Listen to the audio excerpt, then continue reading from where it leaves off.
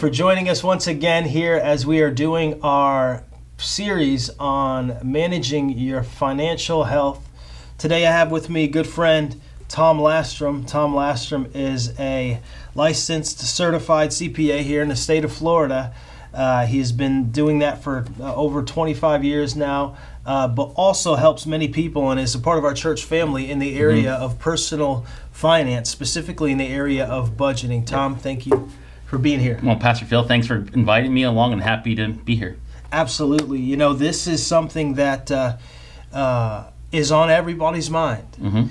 Statistic, that I know this will air later on from when we're initially recording it, but statistically right now, there are more people, the unemployment rate nationwide is as high as it's been since the Great Depression, somewhere in 15%, and that's probably not even a true reflection of that number. We know it's probably greater than that. Right. So finances is on everybody's mind, and one of the biggest things that people consider or discuss and think about when it comes to personal finance is budgeting, is having a plan for your money. So, in this time where things are really so uncertain financially, let me open up a question to you is, what are some of the first considerations that you need to take or that people should be taking as finances are on everybody's mind? I mean, when you're talking about budgeting, it's understanding, first thing is how much money you're bringing in. What is your net pay that you're bringing in every 2 weeks if you get paid that way, once a month, however it is. But what are you bringing in? Right. And then really sitting down, just looking at your expenses. What are you paying for rent or mortgage payment? What are you paying for various utilities, food, cable bill, internet, things of that nature, things that make your household run. What do you pay? How much are you in a month are you spending on those items? Right. So taking an inventory is what you're saying, and we need to do that whether things are good or whether things are bad. Absolutely. And now that finance is on everybody's minds, that this is a time where we should all be taking inventory of what's coming in, as little or as much as it may be, and what's going out. Right. So there's a couple different types of people that are watching this. Maybe some people are a part of that 15%, and they're the ones that are really feeling it, the immediate, financial strain, and need to do some things immediately as it relates to their budget and the outflow of their finances. So thinking about that person that has that immediate need, has either gotten laid off, furloughed, or they are they had cut back on their pay, 20, 30%, whatever it is. What are some of the things in the area of budgeting that you would maybe suggest that they examine, some different things that they need to do? Well, first thing outside of budgeting, the first thing I would not do is panic. Right. When you panic, you have a tendency to make decisions that are really poor decisions and could make you dig yourself a deeper hole. But the second thing is really understand what is your plan, what am I spending right now? And then the biggest thing is to look at, where can I cut? Where can I cut? Yeah. Right. I mean, is there, or do you have money for, kids' sports stuff that you have on a monthly basis? Do you have money to, entertainment, going out, things of that nature where you really need to cut? Yeah. Another thing you maybe need to look at is the opposite end. Where can I supplement my income? Like I know someone here at the church, she's doing Instacart and driving for Uber as an example of additional ways to make money. Yeah. Those are two great examples. A lot of people right now are afraid to go to the grocery stores. Right. So you taking advantage of an Instacart or Shipt or of something like that would be something that I think there's a high demand of it right now. Yeah, and we'll have a whole nother episode specifically on that, some different creative opportunities that you can take and you can use to supplement your income and even find new opportunities to maybe expand and walk into a different career that you wouldn't have otherwise. Sure. But you talk about something so significant, and some of the things you listed off there in terms of expenses really speak to assessing your lifestyle. And it's a great point that you say you shouldn't panic. That's the last thing you want to do in this moment. But you have to settle into a sobering reality that the things that you maybe did before, that you had before, you might not be able to hold on to those things. Correct.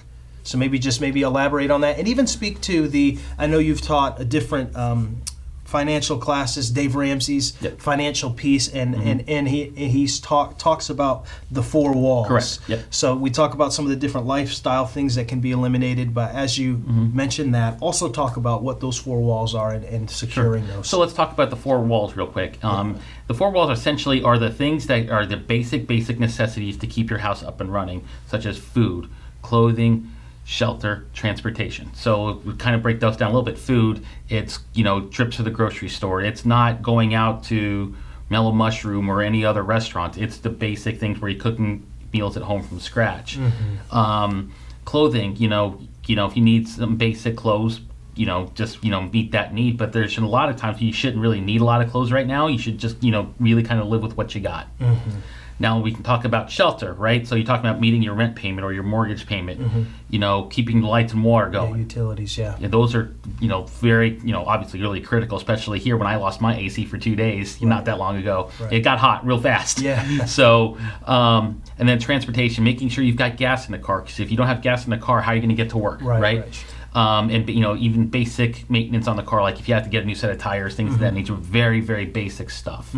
But really, the idea of the 4 walls is meeting your very most basic necessities. Yeah, and why that's so important, I think we live in a world where people maybe have misplaced priorities. Right. And they would see a time like this, and they would maybe be more willing to pay their car bill and maybe not paying their rent. Maybe speak to I know you just talked about the 4 walls, but speaking to how to prioritize your budget.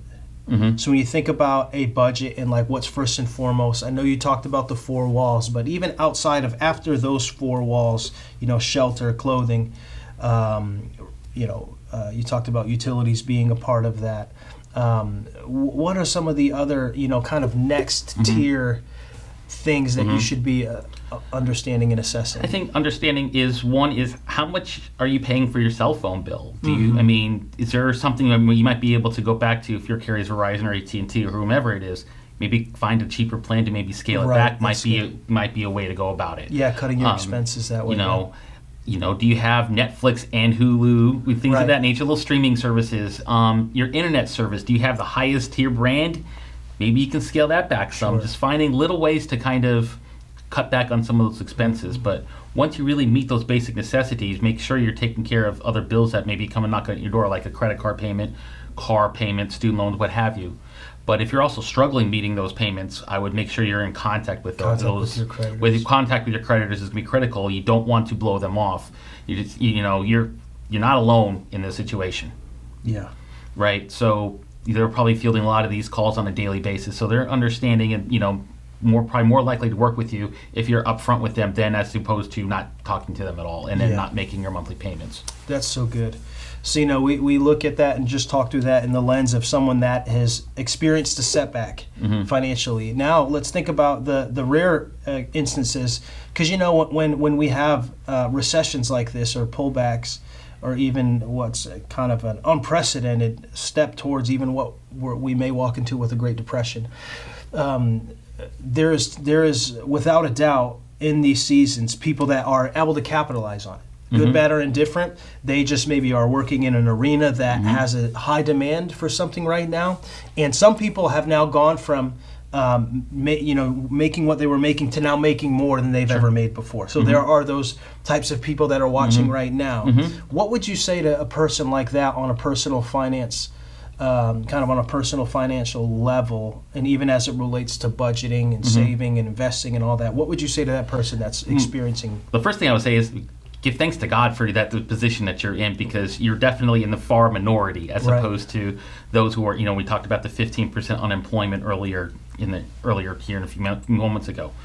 But then really understanding your budget still. You mean just because you're maybe in a month of surplus or a period of surplus where you still need to make sure you got a plan for your money. You don't want it just to all of a sudden float out the door and not know where it's going. Right.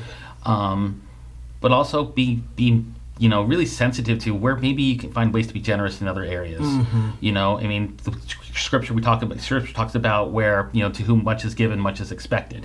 So if God has blessed you with a little bit more, maybe that's a great way to turn around and say, okay, maybe I can bless a family in the church who maybe is struggling, or donate to a food pantry, however it is, or however the Lord leads you, would be something I would seriously recommend as well. The thought I have is a person, the difference between a poverty mindset and a wealthy mindset is a poverty mindset is gripping too tightly to what you have for fear that you might lose. Where a wealthy mindset is, I have much, I've been given much, so let me freely give. So maybe one last thought as we kind of wind down this segment is just talk to us about budgeting tactics, budgeting tools. So what are some of the tools that people can use? Because clearly you can go online and you just look for budgeting tools, and there are dozens, if not hundreds, that pop up. So the problem I think that we see in the day and age we live in is that there are too many options, rather than not enough options. But if we're saying that whether you lost your job or whether you are doing great, you still need to have a plan. You still need to have a plan for your money, and there are great tools out there that you can use. So maybe you can even just share a couple of tools that you know of that are vetted, understood, that would be good to point somebody to. I'll start with the one that I use, and that's the EveryDollar app, which is from Dave Ramsey's group, where it's easy to put in what your monthly budget is, and then we have that linked to the bank, which is an additional fee on top of that, where we just download our transactions, map it to wherever it goes. It's like $100 a month, or excuse me, a year. $100 a year. $100 a month. Yeah, $100 a year, and basically it pulls in every expense that you make with your debit card. It's connected to your debit card, and you can categorize those. Yeah, and my wife and I started using that probably about a year ago, and it's really easy to use. And there's other things people use just a simple basic Excel spreadsheet and kind of put things together. There are, various budget forms, that we've used in the past Dave Ramsey classes before he developed the EveryDollar app that my wife and I have used as well.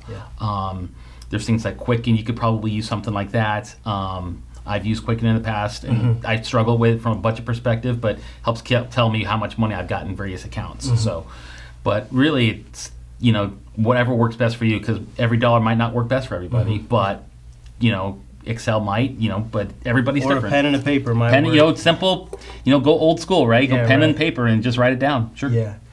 Well, just this topic of personal finance and budgeting specifically, we just really scratched the surface. And maybe you're looking for some additional resource around this area of around financial health. And we want you to know that we want to be able to provide some coaching for you. We have individuals like Tom and others that are willing to maybe sit down with you or do a Zoom call or connect with you over the phone to maybe talk a little bit more specific. I know we're touching on a broad level, but maybe you have a really specific situation and challenge and you just want another voice. We would encourage you to text the word finances. You can do that right now. Text the word finances to this number, 239-309-2929. And someone will connect with you, will get in contact with you, and start walking with you on this journey, because like we said, we know that this is an area that's on many people's minds. Tom, I want to thank you again. It's always good to see you. You're my brother. And appreciate you shedding some light on this. Happy to be here and happy to help in any way I can. Great. Thank you guys for joining us.